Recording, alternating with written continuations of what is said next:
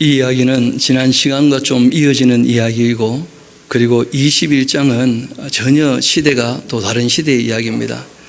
그래도 오늘 20장과 21장 우리가 두 장을 함께 살펴야 되기 때문에 우리가 지난 시간에 이어서 보는 말씀의 내용은 압살롬의 반역을 잘 해결하고 다윗이 예루살렘으로 돌아올 때 12지파가 다 함께 다윗을 영접을 해줬었는데, 그때 비그리의 아들 베냐민 지파 사람이었는데 세바가 아들에게도 배신당하는 그런 사람을 우리가 굳이 따를 필요가 있겠는가, 오히려 사울 집안이었던 베냐민 사람 자신을 따르면 좋겠다 하고 외치게 되었을 때 많은 사람들이 다 다윗을 오히려 등져버리고 집으로 돌아갔다는 거예요.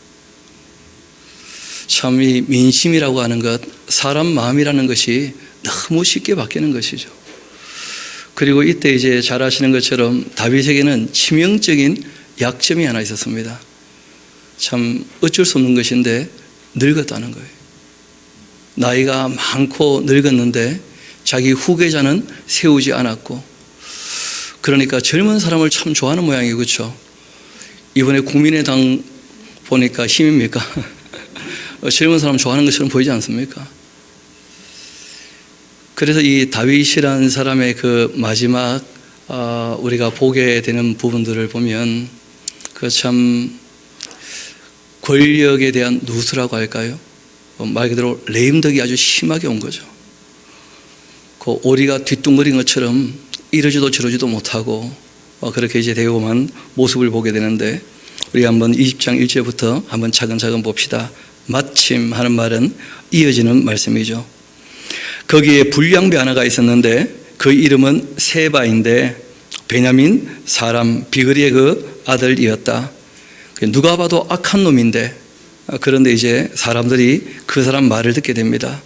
그가 나팔을 불며 이르되 우리는 다윗과 난을 분깃이 없으며 이새의 아들에게서 받을 유산이 우리에게 없도다. 이스라엘아 각각 장막으로 돌아가라. 그렇게 하며 이에 온 이스라엘 사람들이 다윗 따르기를 그치고 올라가 이 비그리의 아들 세바를 따르게 되었다. 그렇게 되어 있어요. 잘 아시는 것처럼 이스라엘 나라는 한 나라인 것처럼 보이지만 실제로는 12지파 연합 공동체입니다. 연립정부죠. 함께 모여서 한 나라를 만들었던 것이거든요. 여호수아 때에도 사사기 시대에도 12지파는 각기 자기 지파를 중심으로 해서 모였던 사람들이기 때문에 사울이 나라를 세웠다 할지라도 또 다윗이 나라를 이어간다 할지라도 그 12지파 사람들은 각기 자기 마음이 따로 다 있는 거예요. 온 이스라엘이 그렇게 표현되어 있죠. 한편 이제 유다 사람들은 그들이 그 왕과 합하여 요단에서 예루살렘까지 따르게 되었다. 굉장히 그 축소된 것입니다. 하마리서부터 시작해서 이 애굽 시내까지 그 전체를 이 다윗이 통치했었는데, 근데 이제는 요단과 예루살렘 아주 협소한 지역 정도 사람들이 다윗을 따르게 되죠. 유다 지파 사람들을 중심으로 해서 다윗이 예루살렘 그 본궁에 이르러 전에 머물러서 왕궁을 지키게 한 그 후궁 10명을 잡아 별실에 가두고 먹을 것만 주고 그들에게 관계하지 아니하니 그들이 죽는 날까지 갇혀서 생각으로 지내게 되었다. 참 이 사람이 왕이기 때문에 그 생기는 일들이에요. 왕이 아마샤에게 얘기합니다. 이 아마샤는 잘 아는 것처럼 압살롬 반역에 함께 했던 사람이었는데 다윗 입장에서는 그 모든 이 11지파하고 연합하기를 원하는 마음이 있는 거예요. 그래서 요압을 경질시키고 자기 아들을 죽였으니까 그 자리에 이 아마샤를 세워놓고는 부탁합니다. 사흘 내로 군사를 다 모아서 이 세바의 반역을 너가 좀 정리해 주면 좋겠다. 왜냐하면 이 반역은 무슨 조직을 갖추거나 그런 것이 아니기 때문에 세바 하나만 죽으면 끝난다는 거예요. 흐지부지하게. 그 젊은 사람은 조직력이 부족하니까, 그래서 이 다윗은 그런 조직력이 아주 막강하기 때문에 행정적으로 그래서 이 아마샤에게 그런 부탁을 합니다.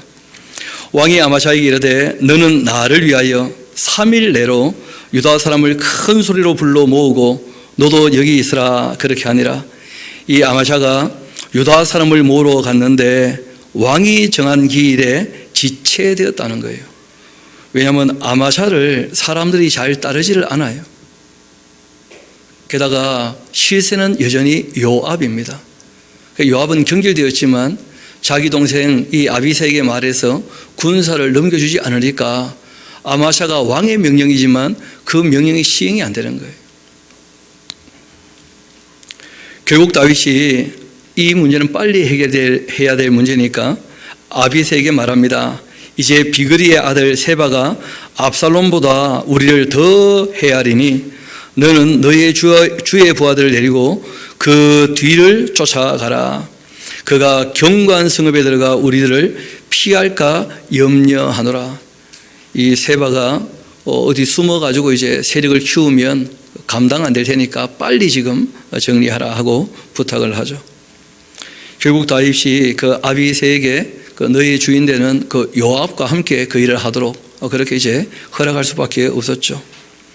그래서 요압을 따른 자들과 그렛 사람들과 블렛 사람들과 모든 용사들이 다 아비새를 따라서 비그리의 아들 세바를 뒤쫓으려고 예루살렘에서 나와서 이 기브온 큰 바위 곁에 이름에 이 아마샤가 맞으러 오니 그때 요압의 그 군복을 입고 요압이 띠를 띠고 칼을 집에 꽂은 칼을 그 허리에 메고 있었는데 그가 나갈 때에 그 칼이 빠져 떨어졌다는 거예요.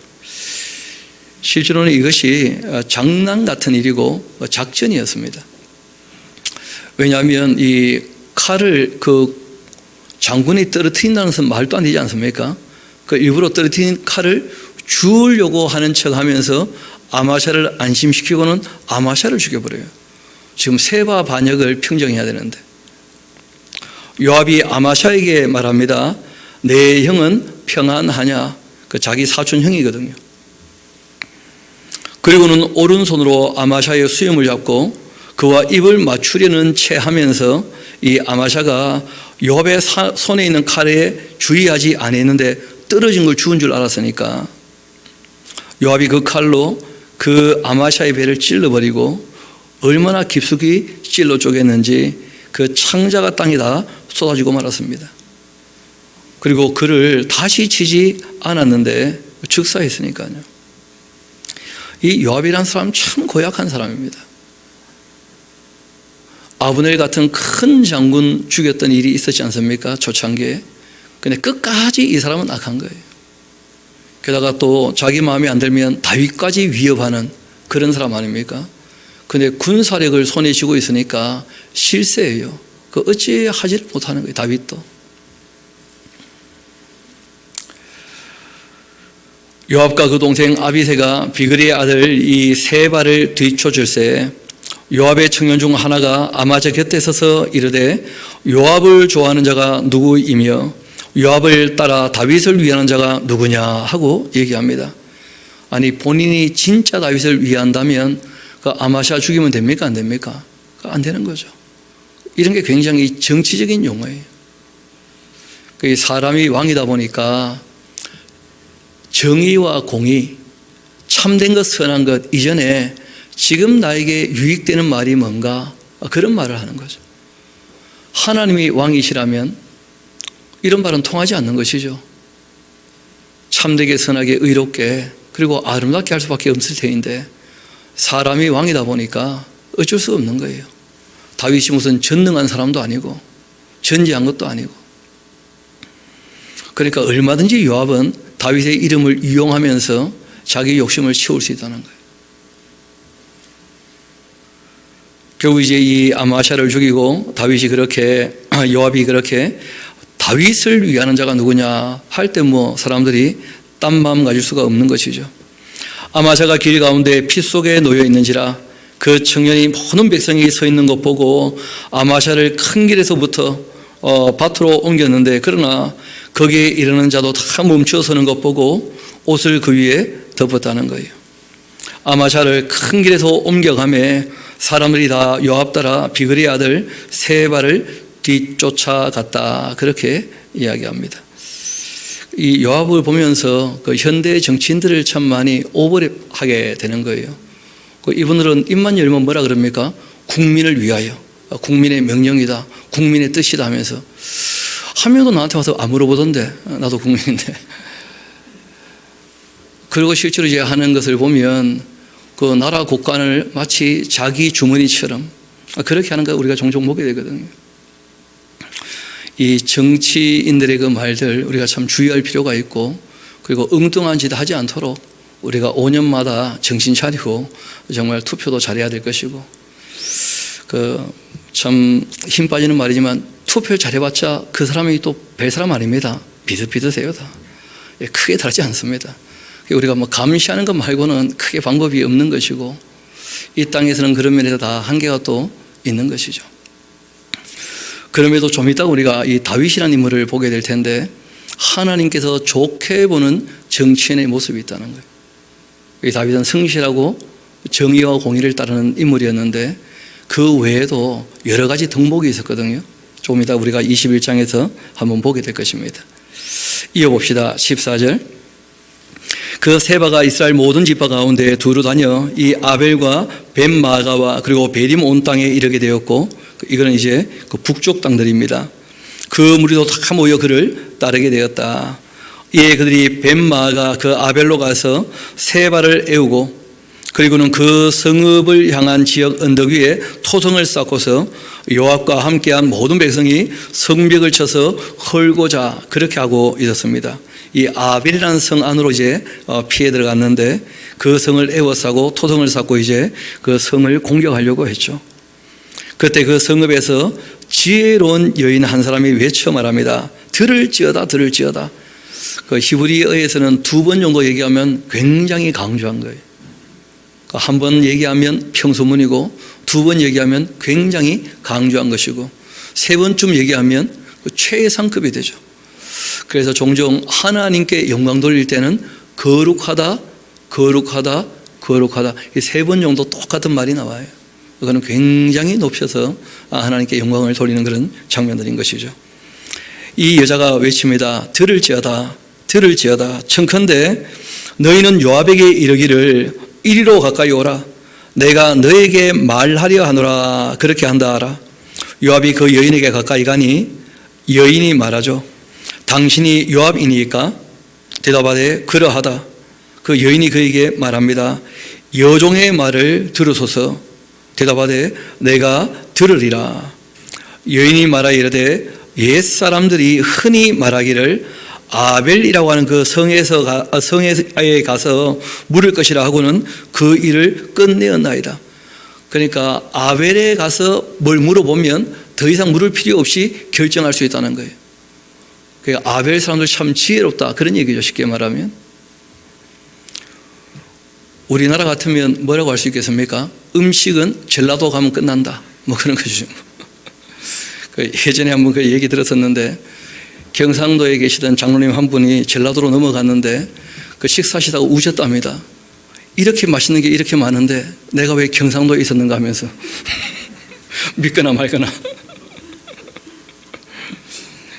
그러고는 교회가 그리워서 또 편지를 하나 보내시면서 이렇게 맛있게 먹으니까 본교회도 좀 맛있는 거 드시라고 연모를 보냈다는 거예요. 그래가지고 여전도회에서 이게 무슨 일인가? 우리만 고생해야 되는가? 세상에 그럴 수도 있는 거죠.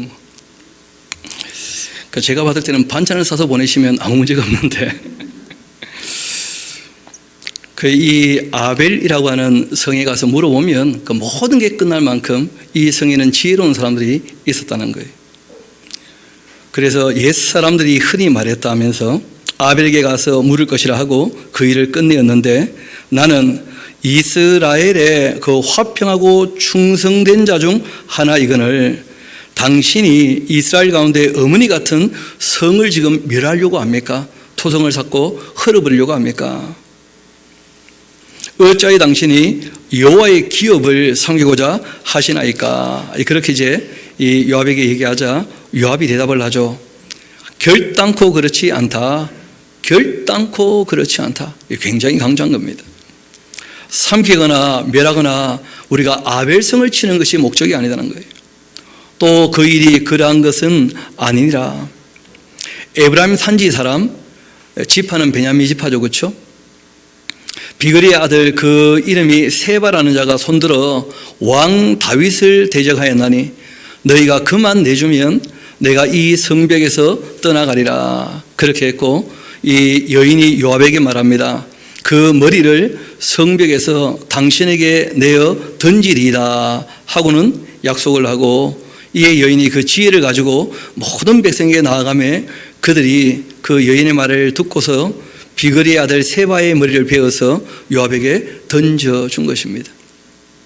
그렇게 해서 이 세바의 반역이 끝나고 말았죠. 이에 요압이 나팔 불매 무리가 흩어져 성읍에서 다 물러나 각기 장막으로 돌아가고 요압은 예루살렘으로 돌아와 왕에게 나아가게 되었다 하면서 세바의 반역이 어떻게 평정되었는지를 쭉 보여주고 있어요. 어떻게 보면 참 대단한 반역이었지만 온 이스라엘이 세바를 따랐다 이렇게 되어 있는데, 그런데 그 반역이 평정된 것은 진짜 최소한이죠. 그 반역자 하나 죽고 이 모든 문제가 해결된 거예요. 참 마무리가 그래도 나름대로 잘 되어서 다행이었고, 그 다음 그 다윗과 함께했던 이 무관과 그리고 문관을 소개하고 있는데, 요압은 이스라엘 온 군대의 지휘관 되고 요야다의 아들 분하야는 그렛 사람 블렛 사람의 그 지휘관이 되었다. 그러니까 실제로 이제 요압을 이어서 일하게 된 사람은 분하야라는 사람이에요. 그래서 이 사람이 이제 솔로몬 때 군대 장관이 되는 사람이죠. 그리고 아도람은 감역관이 되었다 하는데, 감역관이란 말 참 익숙치 않은 표현이죠, 그렇죠? 그래서 이 나라에 들어오는 모든 물자들을 관리하고 감독하는 그런 일꾼들을 또 관리하고 감독하는 그런 아주 중책이죠. 뭐 재정부 정도 될 텐데요. 그리고 아일롯의 아들 여호사밧은 사관이 되었다는 거예요. 사관이라고 할 때는 그 왕의 모든 일거수일투족 또 나라에 있었던 모든 일들을 기록하는 사람이에요. 사관. 그리고 수완은 서기관이 되었다. 이 서기관은 행정문서를 기록하는 사람이에요. 나라가 그 한 일들 중에 그 행정적인 문서를 다 기록하는 그런 사람이죠. 그리고 사독과 아비아달은 제사장이 되었는데, 그 사독하는 사람은 이후에도 계속 제사장이었고, 아비아달은 그 이후에 그 솔로몬 때 경질당하고 맙니다. 그 아도니아의 반역에 참여했던 사람이거든요. 그리고 알고 보니까 이제 이 사람이 누구였냐면 엘리의 후손이에요. 그래서 하나님께서 엘리 집안을 폐하실 거다 말씀하시면서 그때 이런 얘기 하셨거든요. 모두가 잘 되어갈 때 너희의 집안은 망하게 될 거다 이렇게 말씀하셨어요. 그래서 다윗과 솔로몬 때 그 나라가 잘 되어져 갈 때 그때 버림받았던 유일한 집안이 바로 이 엘리 가문이었고, 그 이 아비아달이라고 하는 제사장이죠. 그리고 야일 사람 그 이라는 다윗의 대신이 되었습니다. 실제로는 통치자, 2인자라는 그런 의미를 갖고 있어요. 그리고 우리가 조금 주목할 사람은 여호사밧이라고 하는 역사를 기록하는 사관이라는 사람이에요. 그래서 이 사무엘 상서, 사무엘 하서, 실제로는 이제 조금 더 올라가서 룻기, 그리고 이제 사사기, 이런 역사를 기록한 분이 이분 아니겠는가 하는 그런 의견들이 있습니다. 또 다윗 이야기를 이분이 기록해 놨기 때문에 이 사무엘 상하서가 기록될 수 있었을 것이다 이렇게 보는 것이죠. 그 다음 21장은 앞에서부터 쭉 이어져 오는 역사 이야기가 아닙니다. 다윗의 그 시대에 하면서 얘기를 하는데 굉장히 초창기 이야기를 하고 있어요. 사울 집안이 망하고 얼마 안 되었을 때, 그때 이제 어떤 일이 있었느냐 하면, 그거 한번 봅시다. 해를 거듭하여 3년 동안 그 나라에 계속 기근이 있게 된 거예요. 한두 해가 아니고 3년 동안 이어서. 그러니까 이제 누가 봐도 이것은 하나님의 징계라는 것을 깨닫게 된 것이죠. 다윗도 마찬가지였습니다. 그래서 다윗이 여호와 앞에 간구합니다. 여호와께서 이르시되 이렇게 된 이유가 있다는 거예요. 우리가 평상시 잘 살피지 않는 본문이기도 하고 자주 얘기가 안 되는 이야기인데 어떤 이야기냐면 사울과 피를 흘렸던 그의 집으로 말미암은 것이다. 그러니까 사울 집안에서 이 이스라엘 사람들을 향한 열심이라고 하지만 실상은 권력을 위하여서 민간인 학살을 했던 거예요. 이 기본 거민들을 죽였던 것이었는데 이게 사울 혼자의 일이 아니었고 사울과 그 집안 사람들이 그렇게 했던 것입니다. 사울과 그 피를 흘린 그 집으로 말미암은 것인데 그가 기브온 사람을 죽였다는 거예요. 여러분 기브온 사람은 기억나실지 모르겠습니다만 원래는 진멸해야 되는 가나안 사람들이었었죠. 그런데 여호수아가 이제 그 중부 전투에서 승리하게 되었을 때 그때 이 기브온 거민들이 와서 이 여호수아를 속였던 적이 있습니다. 우리는 멀리 있는 사람들인데 화친하러 왔다고 하면서 말라버린 이 떡하고 그리고 다 변해버린 포도주를 보여주면서 이제 자기들과 화친하기를 원했었는데 그때 여호수아가 여호와께 여쭈어보지 않고 약속을 하고 하나님의 이름으로 맹세를 했어요. 그리고 이제 또 한 가지 일을 더 기억하셔야 됩니다. 사사시대로 가게 되어지면 그때 하나님께서 내가 이 땅을 주기로 약속을 했었는데 이제는 그럴 수 없다는 말씀하셔요. 왜냐하면 너희가 내 말을 듣지도 않고 제사장 나라 역할을 감당할 만한 입장이 못 되기 때문에 그것을 내가 그만두겠다 하고 명확히 말씀을 하신 거예요. 그래서 이 두 가지 기억을 꼭 하셔야 됩니다. 하나는 여호수아서 9장에 대한 이야기고 또 하나는 사사기 2장에 대한 이야기죠. 이 역사적 배경을 가지고 봐야 기브온 거민이 거기 거주하는 게 아무 문제가 없다는 것을 우리가 인정하게 되는 것이죠. 문제는 그 기브온 사람들을 잘못한 것이 없는데 죽였다는 거예요. 자기의 정치적인 입지 때문에. 이게 지금 문제가 되는 것인데 이어봅시다. 기브온 사람은 이스라엘 족속이 아니고 그들은 아모리 사람 중에 남아있는 자인데 이스라엘 족속들이 전에 그들에게 맹세하였거늘 사울이 이스라엘과 유다 족속을 위하여 열심히 있음으로써 그들을 죽이고자 하였던 것이었다. 그러니까 어떻게 보면 민족적 열심이기도 하고 그렇지만 억울한 사람을 너무 많이 죽인 거예요. 그리고 실제로는 이렇게 민족을 위하는 것처럼 보였지만 실상은 무엇 때문이었습니까? 자기 권력을 유지하기 위한 그런 입장이었어요. 사울이라는 사람 또 그 가족들이 그런 일을 한 것이죠. 막 겁나는 얘기 나오니까 소리가 갑자기 바뀌는 것 같아요. 이어봅시다. 그래서 사울이 이스라엘과 유다 족속을 위하여 열심히 있으므로 그들을 죽이고자 했는데 이에 왕이 기브온 사람들에게 불러 그들에게 물어봅니다. 그 억울함을 풀려면 어떻게 해야 되겠는가 하는 것이었죠. 다윗이 그들에게 물어보자 내가 너희를 위하여 어떻게 하랴? 내가 어떻게 속죄해야 하겠는가? 그러니까 이것은 개인적인 문제가 아니고 국가적인 문제예요. 사울과 그 가족들이 기브온 사람을 죽인 것은 자기들 딴에는 나라를 위한 것이었죠. 그렇죠? 개인적인 어떤 것이 아니었기 때문에 이거는 연좌제하고는 전혀 다른 문제입니다.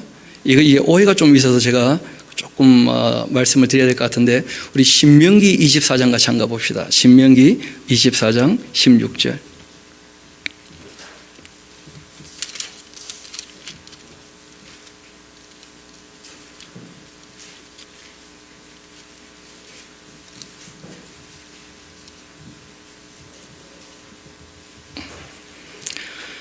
그 신명기 24장 16절을 보면 아버지는 그 자식들로 말미암아 죽임을 당하지 않을 것이요 자식들은 그 아버지로 말미암아 죽임을 당하지 않을 것이니 각 사람은 자기 죄로 말미암아 죽임을 당할 것이다. 그렇게 되어 있어요.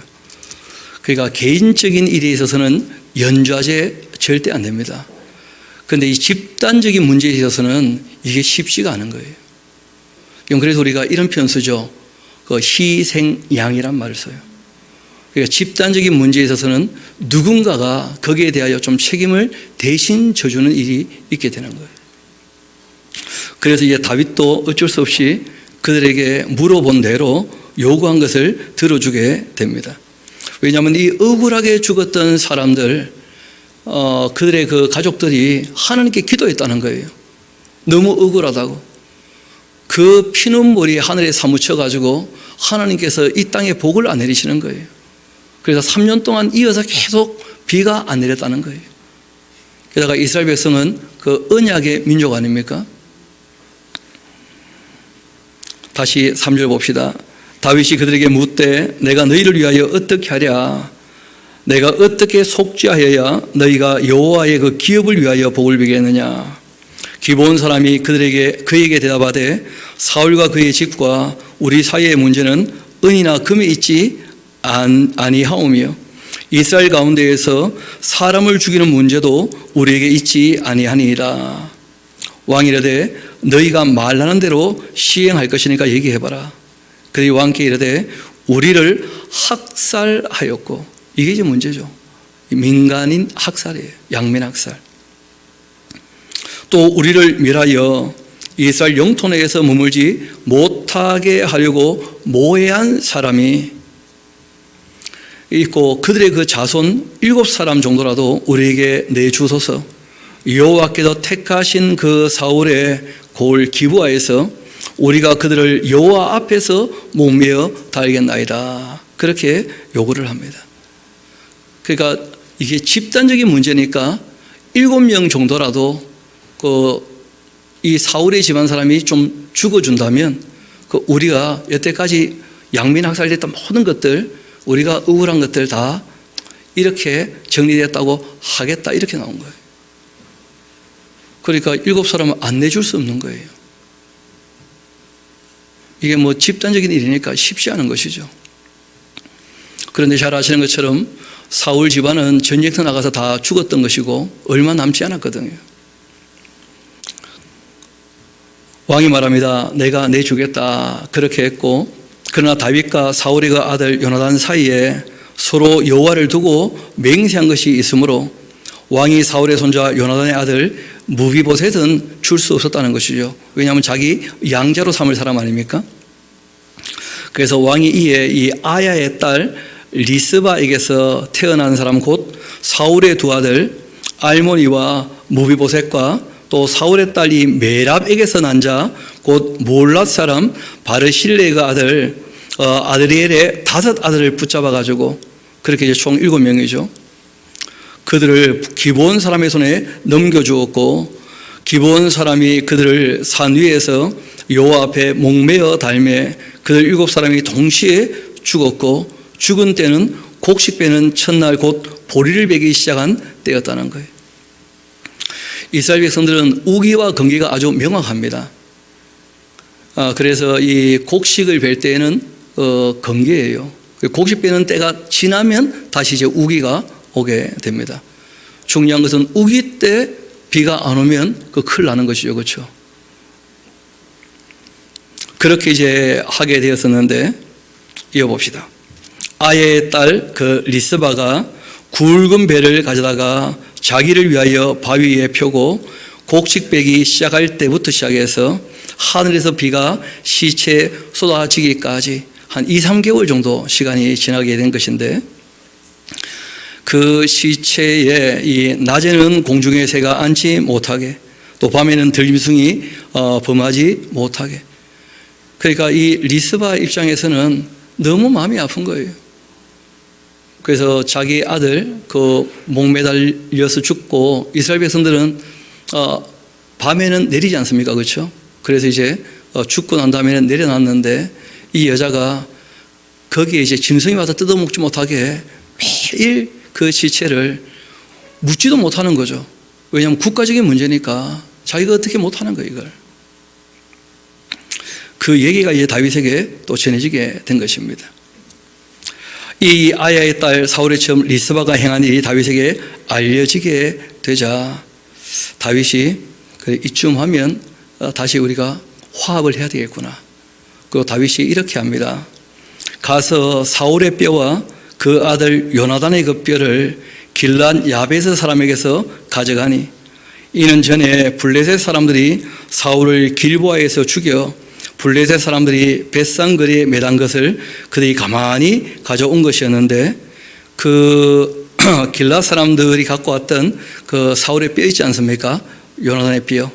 이 뼈와 함께 13절 봅시다. 다윗이 그곳에서 사울의 뼈와 그 아들 요나단의 뼈를 가지고 올라오매 사람들이 그 달려 죽은 자들의 뼈도 함께 다 거두었다는 거예요.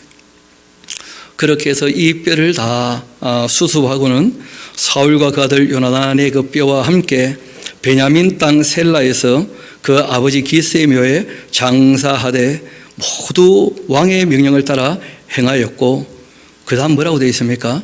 그 후에야 그렇게 되어 있어요. 하나님이 그 땅을 위한 기도를 들어주셨다. 우리가 평소에 잘 생각지 못하는 일일 수 있는데 그 정책적인 문제도 마찬가지고 개인적인 문제도 마찬가지입니다.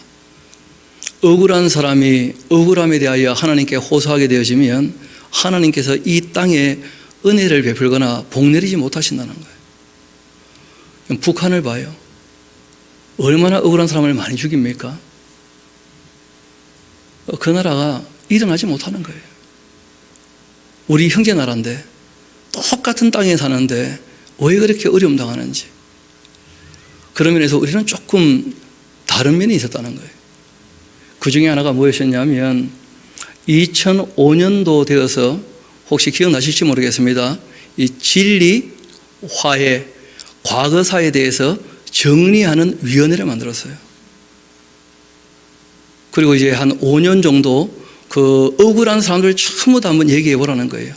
과거에 억울했던 일제 강점기부터 시작해가지고 자기 그 가족이나 가문이나 그래서 억울했던 일들이 있으면 다 얘기를 하라고 했는데 무려 11,175건이 접수된 거예요.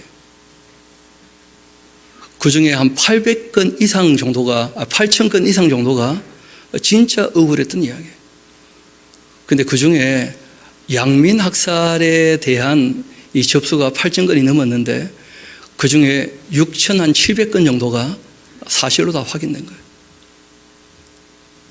실제로 이것은 이제 노근리 학살 때문에 그 양민 학살 때문에 이제 불거져 가지고 그렇게 하게 되었던 일이기도 했는데 공론화되어서 잘 아시는 것처럼 동네마다 그 빨갱이로 몰려가지고 실제로는 사상이 그런 것도 아니었거든요. 그러니까 동네마다 하니까 6,700건이 훨씬 더 될 겁니다. 실제로는.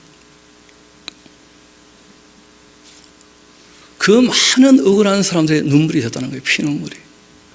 그런데 거기에 대해서 우리가 진실을 파헤치고 우리가 화해를 하자. 화해를. 누군가 때문에, 권력자 때문에 억울한 눈물을 흘린 사람이 있다면 그 눈물을 닦아줘야 된다. 이거는 국가적인 일이니까. 그리고 이제 2020년 10월 달에 다시 한번 그 2차 조사를 또 시작하고 있죠. 모르겠습니다만은 저는 그 일은 참 잘한 일이라고 봐요. 여러분, 우리나라가 2021년 블룸버그 통신에 의하면 혁신국가 1위가 됐다는 거 아십니까? 작년에는 얼마였는지 아십니까 혹시? 작년에는 2위였어요. 그전에는 어떻게 됐는지 아십니까? 훨씬 못해서 하는 거예요. 그러니까 이 2000년도 들어와서 그 세계적으로 이제 우리나라 국가 위상이 올라가기 시작한 거예요. 오히려. 그전에는 뭐 못 먹고 살다가 먹고 살게 된 정도의 입장이었지만 주변 나라들에 있어서는 우리나라는 여전히 그 민주국가가 아니고 독재국가고 그리고 늘 이 백성들은 억압을 당하고 있는 사람으로 그렇게 인식을 받았거든요.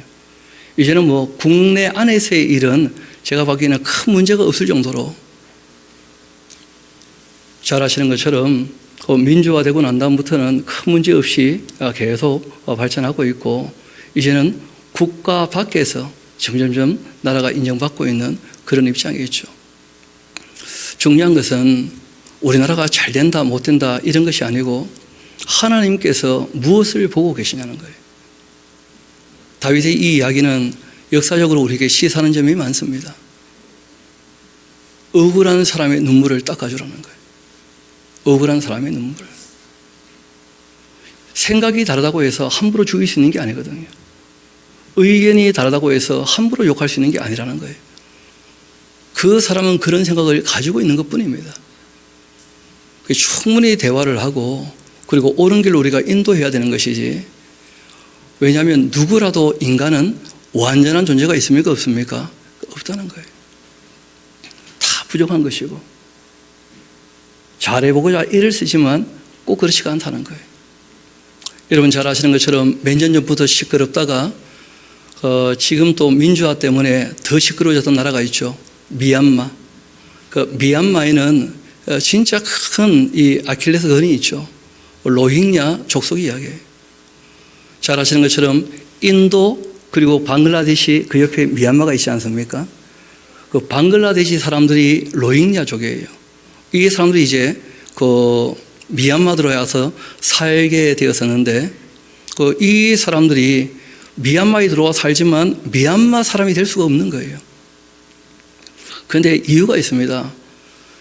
하여튼 지금 이 근현대사회에 영국이란 나라가 안 끼어드는 데가 없는데 영국이 미얀마를 이렇게 식민지로 만들 때 그때 이 방글라데시 사람들을 적은 숫자가 아니었어요. 수십만을 이 미얀마에 들어와 살게 하면서 서로 적대 관계를 만든 거예요.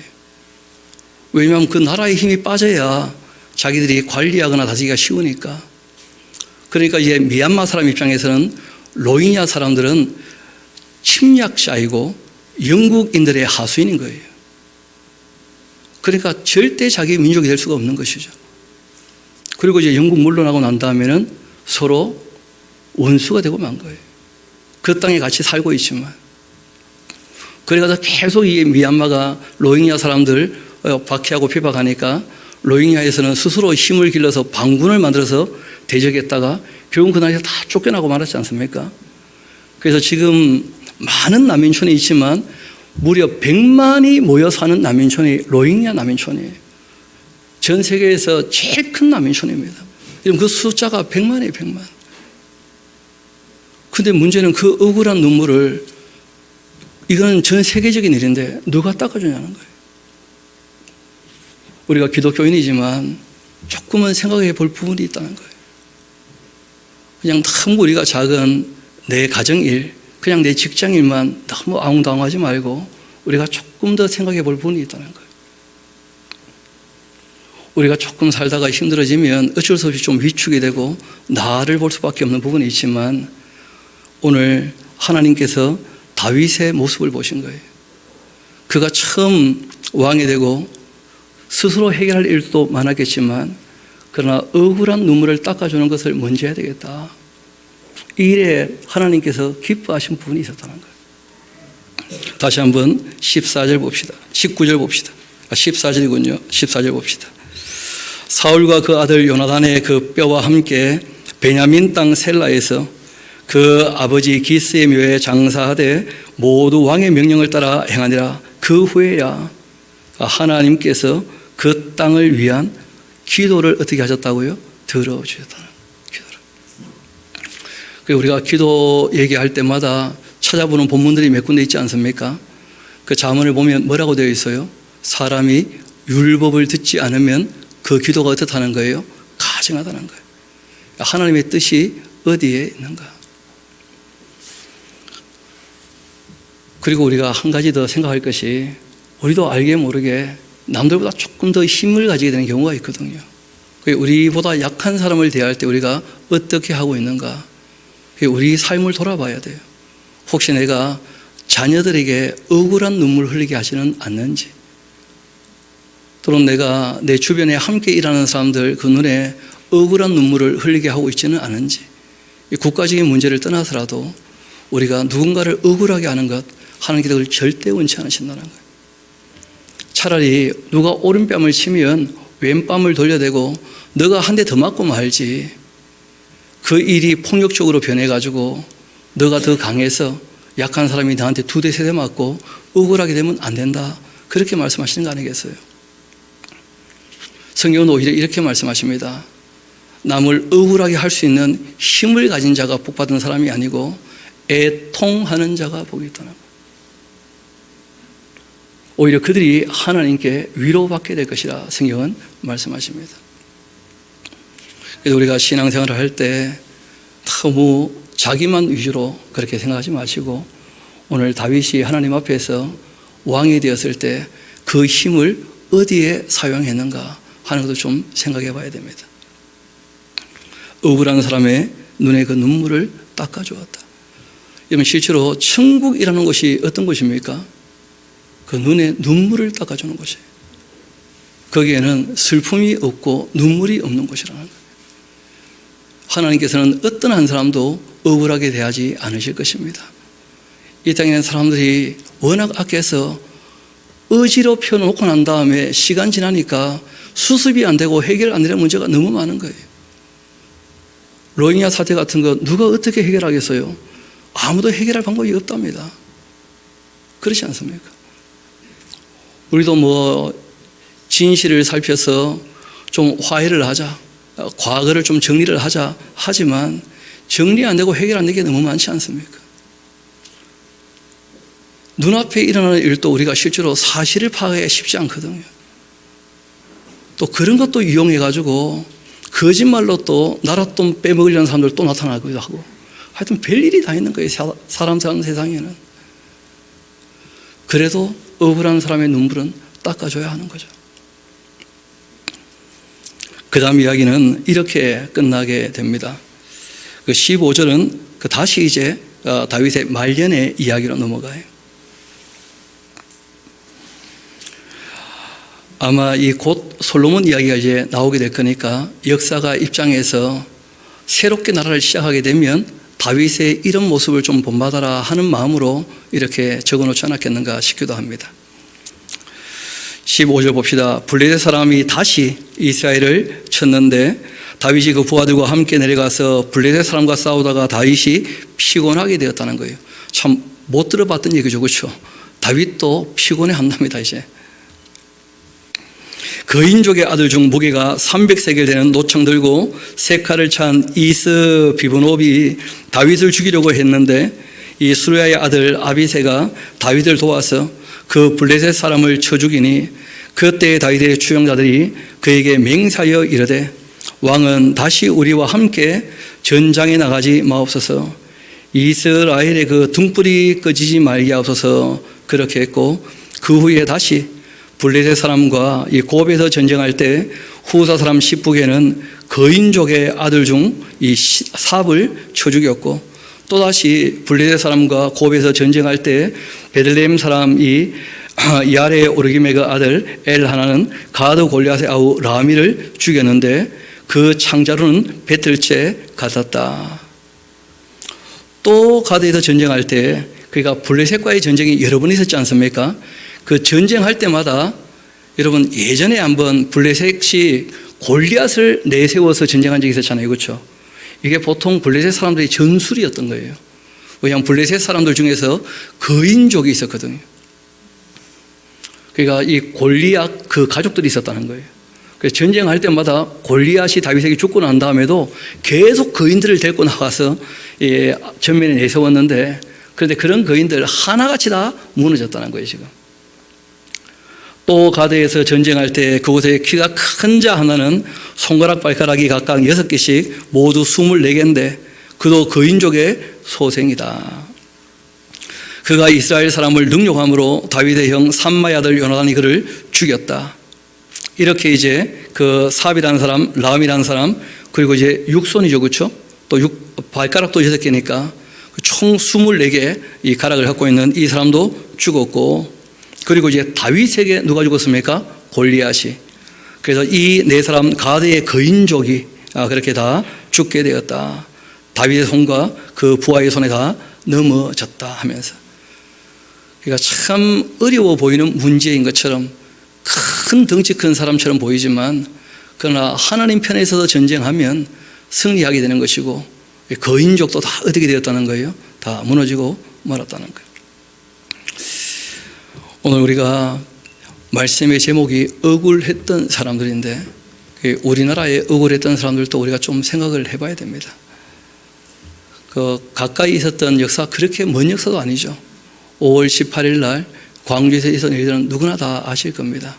예전에는 거기에 대해서 여러 가지 거짓된 정보도 많았지만 이제는 다 정리가 되었죠. 그렇죠? 실제로 거기에 투입되었던 공수부대원 중에 양심선언 하신 분이 계시지 않습니까? 근데 그분 얘기를 들어보니까 이해가 되기도 하고 참 먹먹하더라고요.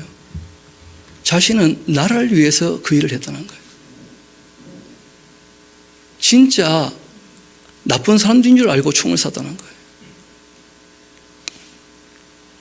게다가 이병이고 군 입대한 지 얼마 안 된 공수부대원인데 자기가 나중에 알게 되고 난 다음에도 뭘 할 수 있는 게 아무것도 없더라는 거예요. 근데 이제는 다 과거가 확인되어지고 밝혀지고 독재자가 그 피 묻은 손을 가지고 이 나라를 다스리고 싶어서 공포심을 심어주려고 했다는 것을 알게 되고 그리고 이제는 거기에 대해서 솔직히 얘기를 할 수 있게 되었다고 얘기하면서 그 다큐멘터리로 나와 있는 것을 보게 되었었는데 참 가슴이 먹먹하더라고요. 힘 있는 사람들이 그 권력을 휘두를 때 억울한 사람이 너무 많은 거예요. 진압군 그 악한 사람들이 아니거든요. 그렇지 않습니까? 예전에 데모할 때 그런 얘기 하잖아요. 때리는 형도 정경, 맞는 동생도 대학생, 한 가족이라니 한 가족. 그래서 이 권력 있는 사람들이 그 악을 행하지 않도록 우리가 늘 좀 우리 스스로가 마음을 일으켜야 될 필요가 있습니다. 늘 감시를 하고 5년마다 마음에 안 들면 빨리 바꾸고 마음에 들면 계속하게 하고 그래서 정말 이 민주국가 국민들이 주인 되는 것이구나. 적어도 나라는 그렇게 돼야 될 것이니까요. 그리고 우리 신앙인들은 한 걸음 더 나가서 이 나라가 국민의 소유가 되면 안 됩니다. 왜냐하면 국민들도 너무 지 멋대로 하더라고 보니까. 울산의 태화강에 요즘에 사람들 너무 많이 모인대요. 근데 문제는 밤새도록 술 먹고 놀고 난 다음에 청소를 아무도 안 하고 도망가 버려 그냥. 그냥 강물에 밀어넣을 수도 없고 어떻게 해야 됩니까 대체. 각자가 좀 제대로 해야 돼요. 여러분 코로나19 지금 이 시기를 넘어가고 있는데 우리가 너무 나태하게 되어서 5인 이상 너무 쉽게 함부로 모이고 그러지 마세요. 적당한 거리도 좀 우리가 유지하고 그리고 또 사람들 만날 때 마스크 쓰는 것 방역에 큰 도움이 된다는 것은 다 확인된 것이니까 우리가 정말 이 시기를 넘어갈 때 우리가 해야 될 일들을 잘 감당하기도 하고 또 우리가 마음이 예민해지면 알게 모르게 나 때문에 억울한 사람 생길 수 있는 것이니까 우리가 좀 더 정신을 차려서 내 주변에 억울한 사람들 생기지 않도록 우리가 조금 더 도우면서 그렇게 주님께서 원하시는 삶을 일구어 나가는 저와 여러분 되기를 소망합니다. 우리 함께 기도하도록 하시겠습니다.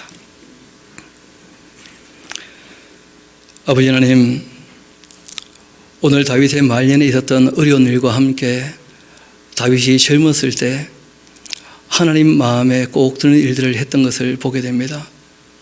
다윗은 하나님 마음에 드는 일을 했지만 그러나 그 전에 있었던 그 역사의 아픔은 그 억울함은 이 땅에 살아있는 사람들이 닦아줄 수 없는 것도 저희들이 확인하게 되었습니다.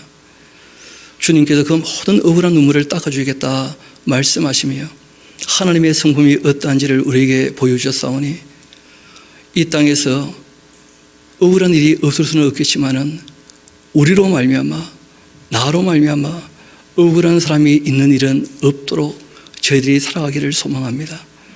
아버지 하나님, 우리의 마음을 일깨워 주시고 또한 저희들도 선한 눈을 가지고 우리 주변에 눈물 흘리는 사람들 눈물을 닦아주는 일들을 할 수 있게 주님께서 우리의 앞길을 인도하여 주옵소서. 모든 것을 주님께 의탁합니다. 감사드리며 우리 구주가 되시는 예수님 이름으로 기도합니다.